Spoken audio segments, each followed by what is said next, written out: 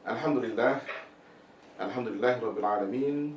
Alhamdulillahilladzi arsala rasulahu bil huda wa dinil haqq liyudhhirahu 'ala ad-din kullih wa kafa billahi shahida. Wassalatu wassalamu ala Rasulillah wa ala alihi wa sahbihi wa mawalah. La haula wa la quwwata illa billah. Bapak Ibu hadirin yang berbahagia, para shaimin wa shaimat yang dirahmati Allah Subhanahu wa taala. Puji dan syukur hanya milik Allah Azza wa Jalla yang pada pagi hari ini, di hari yang keempat di bulan suci Ramadan 1440 Hijriah, Allah Subhanahu wa taala masih memberi kita kesempatan untuk bermuajahah, untuk saling bersilaturahim, meski secara online, untuk bersama-sama saling bertausiah, saling mengingatkan khususnya dalam bulan suci Ramadan ini. Mudah-mudahan acara ini memberikan keberkahan, kemanfaatan bagi kita semua, saling berbagi cerita, berbagi pengalaman dan sebagainya, untuk kemaslahatan kita bersama. Alhamdulillah, tanpa terasa kita sudah berjalan begitu cepat karena 3 hari sudah berlalu, Ramadan sudah kita tinggalkan. Untuk itu maka kita berharap semoga Allah Subhanahu wa taala menerima seluruh amal ibadah kita selama 3 hari kemarin. Rabbana taqabbal minna salatana wa siyamana wa qiyamana wa ruku'ana wa sujudana wa tilawatana wa ta'min tasarruf ya Allah ya Rabbana. Semoga Allah menerima seluruh amal ibadah kita. Saum kita Allah terima, qiyamul lail kita Allah terima, tarawih kita Allah terima, infak kita, tilawah kita Allah terima semua, sehingga menjadi bekalan kita semua di yaumul akhir nanti ketika di Allah Subhanahu wa taala. Teruskan berbahagia, semoga saya berharap kita semua dalam keadaan sehat walafiat, sehingga kita semua tetap semangat dalam terus memasuki dan menampai waktu di bulan yang mulia ini. Dan pada subuh kali ini, mumpung kita masih di awal, karena di kuliah perdana saya pernah ingatkan bahwa kita punya kepentingan dengan saum kita, ibadah Ramadan kita kali ini. Apa kepentingannya? Adalah bahwa kita memasuki Ramadan dalam situasi yang berbeda dari yang sebelumnya. Nah, kita berada pada situasi yang tidak kondusif, dalam konteks kemasyarakatan, karena kita sedang dicoba Allah dengan wabah pandemi COVID-19 ini. Dan kita lihat dalam informasi yang diberikan oleh pemerintah, nampaknya korban pun juga masih terus bertambah meskipun secara peningkatannya berkurang. Sampai dengan semalam ada 8.800 orang yang sudah terjangkit penyakit ini. Jadi memang ini penyakit yang berbahaya, sehingga memang kita harus tetap di rumah, berada di rumah. Tapi kemudian datang Ramadan ini, Allah masih beri kesempatan. Nah, kemarin kita bahas di awal bagaimana kita punya kepentingan untuk dengan Ramadan ini, harapannya tentu menjadi wasilah buat kita semua menjadi hamba Allah yang muttaqin, seperti firman Allah Subhanahu wa taala yang sudah masyhur kita dengar ketika Ramadan, bahwa Ramadan ini harapannya kemudian mampu menjadikan kita semua hamba Allah yang muttaqin. La'anakum tattaqun. Nah, kalau sudah kita menjadi hamba yang muttaqin, maka tidak ada alasan bagi Allah Subhanahu wa taala untuk tidak memberikan keberkahan buat kita. Kemarin sudah kita bahas, mungkin Pak Arif bisa membuka ayatnya. Quran surat Al-A'raf surat ke-7 ayat ke-96. Allah berfirman, a'udzubillahi minasyaitonir rajim, walau anna ahlal qura amanu wattaqau lafatahna 'alaihim barakah. Jadi Allah berjanji dalam ayat ini kepada kita semua, kalau seandainya penduduk suatu negeri, penduduk Indonesia, penduduk dunia yang hari ini kena pandemi, beriman dan bertakwa, amanu wattaqau, lafatahna 'alaihim barakah. Allah akan berjanji untuk membuka keberkahan dari langit dan bumi buat kita semua. Nah, kalau dengan saum Ramadan, ibadah-ibadahnya menghantarkan kita menjadi hamba Allah yang muttaqin, lalu sebagai hamba yang muttaqin kita minta kepada Allah dengan doa-doa kita semua, maka tidak ada alasan bagi Allah Subhanahu wa taala untuk tidak kemudian kembali membuat kita memberikan keberkahan buat kita sekalian, termasuk terlepasnya kita semua dari wabah ini. Itu adalah contoh keberkahannya yang perlu kita raih dengan Ramadan ini. Jadi apa adanya, ada sebuah kesungguhan yang totalnya disebutkan sekalian untuk mampu mendapatkan hasil yang terbaik dengan Ramadan ini, yang dengannya kemudian Allah layak, ya Allah layak kemudian membuka keberkahan dari langit dan bumi, termasuk Allah kembalikan makhluk yang namanya COVID-19 itu ke alamnya, ke planetnya, sehingga kemudian kita kembali normal dalam kesehatan sekalian. Nah, hadirin yang berbahagia, baru sekalian berbahagia, para shaimin Allah, mumpung masih hari yang keempat, maka izinkan saya kemudian coba untuk kembali merefresh, mengevaluasi kembali kira-kira bagaimana perjalanan kita 3 hari kemarin, ya. Bagaimana kemudian kita telah mampu berpuasa secara maksimal seperti yang Allah dan Rasulnya harapkan, ya. Ya. Karena sebagai manusia seringkali kita perlu diingatkan seperti ini. Ada evaluasi demi evaluasi, agar kita kemudian mampu menghitung, mampu kemudian memastikan bahwa ibadah-ibadah kita, khususnya saum kita, kemudian telah sesuai dengan apa yang Allah dan Rasulnya harapkan, ya, agar hasilnya juga maksimal. Nah, contoh tentang saum kita yang kita sudah lalui 3 hari kemarin, ya. Mari Bapak sekalian kita evaluasi bersama-sama. Apakah kualitas saum kita hari ini itu kira-kira bagaimana dalam penilaian kita sekalian, ya. Seringkali dalam banyak hal saya mendapati misalnya banyak kaum muslimin yang kemudian dalam berpuasa, dalam bersaum itu kemudian melakukannya sama dengan bagaimana ia saum, dia berpuasa pada tahun-tahun sebelumnya. Bahkan yang menarik adalah sama dengan ketika dia saum, ketika dia masih kecil. Gitu. Nah, ini sebuah muhasabah buat kita sekalian. Apakah kualitas saum kita, cara kita berpuasa, adakah peningkatan dari yang sebelumnya? Gitu. Ya. Jangan-jangan katakanlah kita berpuasa misalnya tidak jauh beda dengan anak-anak kita berpuasa. Sekedar menahan lapar, haus, kemudian tidak berhubungan suami istri pada siang hari dengan istri kita.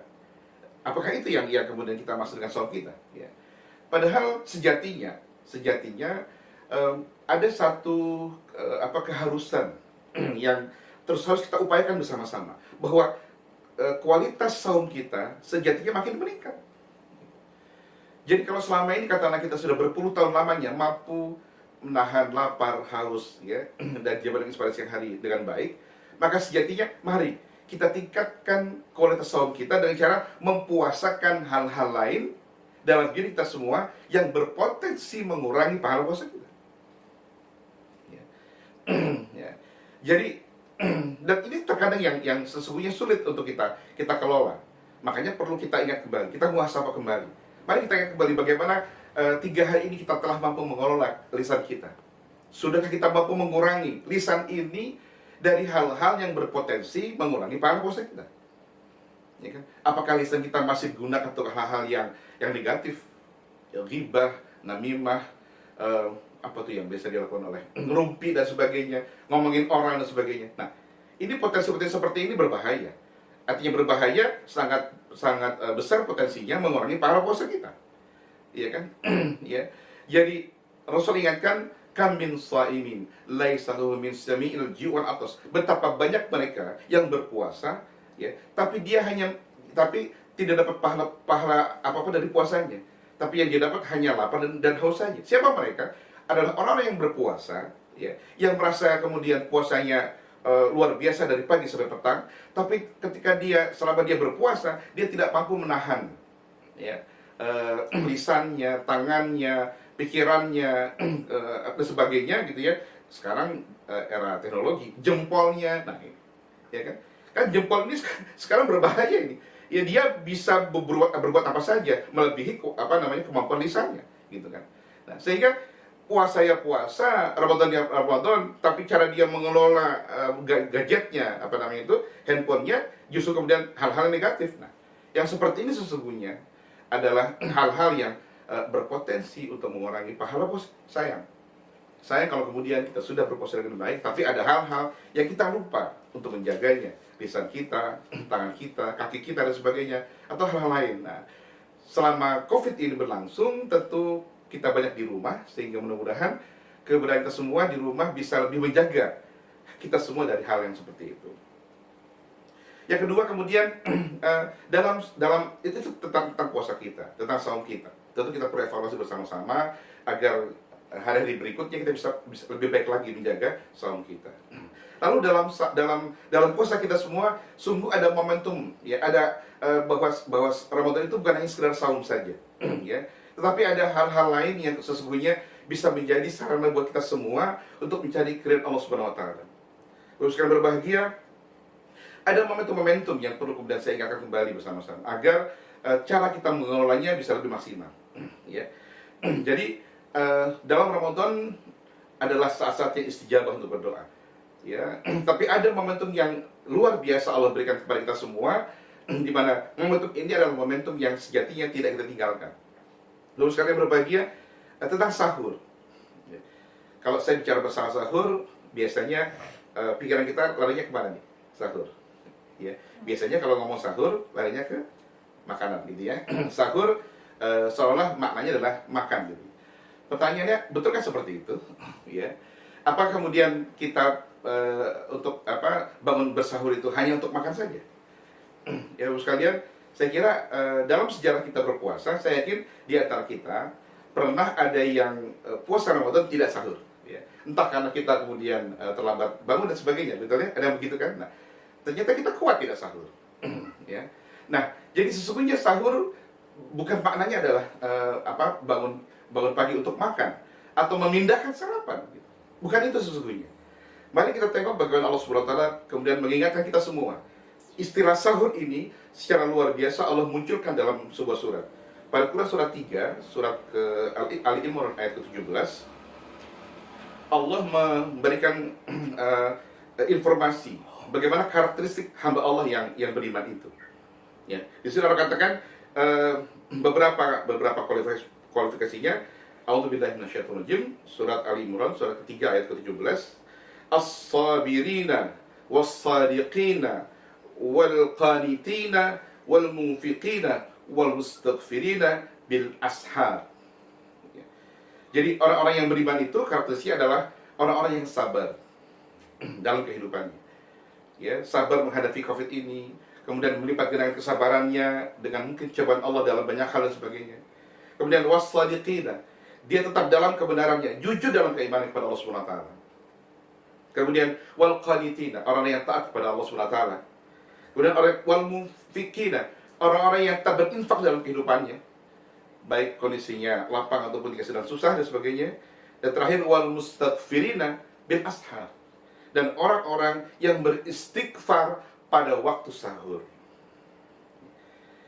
Jadi sungguh ada yang berbahagia, sahur ini sebuah momentum yang jangan hanya dikaitkan dengan kita kemudian bersiap diri menghadapi puasa dan makan. Bukan itu sesungguhnya yang Allah harapkan dengan waktu sahur itu. Benar, seperti itu. Tapi Rasul ingatkan justru bahwa sahur yang terbaik itu adalah momennya adalah diakhirkan, begitu ya. Jadi waktu yang terbaik untuk sahur adalah diakhirkan sahurnya, ya, begitu. Maknanya adalah bahwa sebelum sahur sebaiknya kemudian kita bersama-sama menggunakannya untuk kemudian bertakarub kepada Allah Subhanahu wa taala. Ya. Jadi setelah barangkali sebelum atau berbagi tugas antara keluarga, ya, jadi kemudian gunakan untuk menambah rakaat dari tahajud kita semua, melengkapi dan menyempurnakan sholat tarawih kita semua. Dan di saat itu sebenarnya Rasul berjanji bahwa ketika sahur itu kemudian Allah turun, ya, ke langit bumi sepertiga malam terakhir untuk melihat, mendengar siapa di antara hamba-hambanya yang meminta akan Allah beri, berdoa Allah kabulkan, dan kemudian minta pun akan Allah ampuni dosa-dosanya. Subhanallah. Ya. Jadi Hadirin berbahagia Bapak sekalian, jangan tinggalkan momen ini. Ya, bahwa ada momen, ada waktu untuk kemudian kita makan bersama dengan keluarga, bersiap diri untuk puasa, tapi sebelumnya tolong gunakan, manfaatkan waktu sahur ini untuk istighfar kepada Allah SWT. Karena memang waktu sahur ini adalah momen yang paling baik sesungguhnya. Ketika seorang hamba kemudian ya berdialog dengan Allah SWT, ya, situasinya sunyi, senyap, gitu dan sebagainya, sangat sangat tepat sekali ketika seorang hamba kemudian meminta ibadah kepada Allah SWT. Ya. Mintalah sebanyak-banyaknya, karena Allah makin suka. Allah paling suka ketika seorang hamba meminta kepada Allah sebanyak-banyaknya. Ya kan? Ya. Apalagi kita minta ampun kepada Allah, istighfar kepada Allah, astagfirullahaladzim, astagfirullahaladzim, dan sebagainya. Ya. Nah, inilah keberkahan dari sahur. Ya, makanya kemudian Rasul sampaikan dalam sebuah hadisnya, tasaharu fa'ina fis sahuri barakah. Bahwa bersahurlah kalian dan di dalam sahur itu ada barakahnya.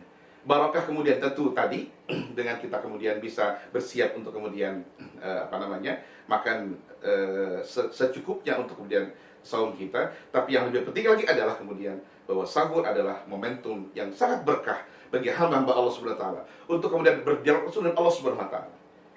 Ya, minta ampun kepada Allah Subhanahu wa taala atas dosa-dosanya, sehingga kemudian benar-benar sahur ini, Ramadan ini kemudian menghadirkan sosok pribadi hamba Allah yang terampuni dosanya, karena kemudian dia gemar menggunakan waktu sahurnya untuk minta ampun kepada Allah Subhanahu wa taala. Kemudian terakhir yang ingin saya evaluasi pada pagi hari ini adalah bukan hanya momentum sahur sebetulnya yang barakah, tapi ada momentum yang lain, itu iftar atau berbuka puasa. Berbuka puasa ini pun juga sesungguhnya seperti itu. Allah dan para malaikat turun ke bumi untuk melihat kita, para hambanya yang ketika mau berbuka puasa menggunakannya untuk kemudian berdoa kepada Allah dan minta ampun kepadanya. Sehingga hanya berbahagia, mari ketika kita mau berbuka puasa, tentu kita sebuah sumringah gitu ya. Dan ini seperti hadis Rasulullah SAW, sangat luar biasa, kata Rasulullah, lisaimi farhatani. Ada dua kegembiraan bagi orang yang saum. Ya. Farhatun indal fitr, ketika mau berbuka gitu. Kita lihat dalam sejarah saya Ramadan, kemudian kita semua saum dalam Ramadan, tidak ada ketika hamba Allah yang berpuasa ketika mau berbuka kemudian mukanya kelipat nggak ada. Semuanya senyum, semuanya berbahagia, senang karena menunggu datangnya waktu sahur. Itulah dia kegembiraan orang yang berpuasa saat kita mau berbuka. Yang kedua, kapan kegembiraan itu? Farhatun inda liqa'i rabbi. Ia bergembira ketika dia akan bertemu dengan Allah Subhanahu wa taala, karena pahala orang yang berpuasa luar biasa. Hanya Allah yang mampu membalasnya gitu. Dan bahkan Allah sediakan khusus pintu ar-rayyan, pintu bagi orang-orang yang puasanya benar di hadapan Allah Subhanahu wa taala. Mudah-mudahan evaluasi kita pada pagi hari ini, baik saum kita untuk terus kita tingkatkan, kita kemudian perhatikan, jaga betul dari hal-hal yang berpotensi mengurangi pahala puasa kita. Kemudian kita manfaatkan seluruh momentum yang ada pada Ramadan, khususnya waktu-waktu yang istijabah, wabil khusus ketika kita sedang bersahur, ketika sedang kita berbuka puasa, dia momentum yang tepat sekali untuk itu. Sehingga jangan sampai kemudian momen yang bagus ini kita gunakan untuk hal-hal yang justru malah mengurangi keberkahan kita dengan sahur dan dengan kita berbuka puasa. Semoga bermanfaat kajian kuliah subuh online kita pada pagi ini, dan semoga Allah beri kita kekuatan dan keistiqomahan dalam menjalani puasa kita pada hari berikutnya. Aku qouli hadza fastaghfirullahaladzim wa lakum minkum. Assalamualaikum warahmatullahi wabarakatuh.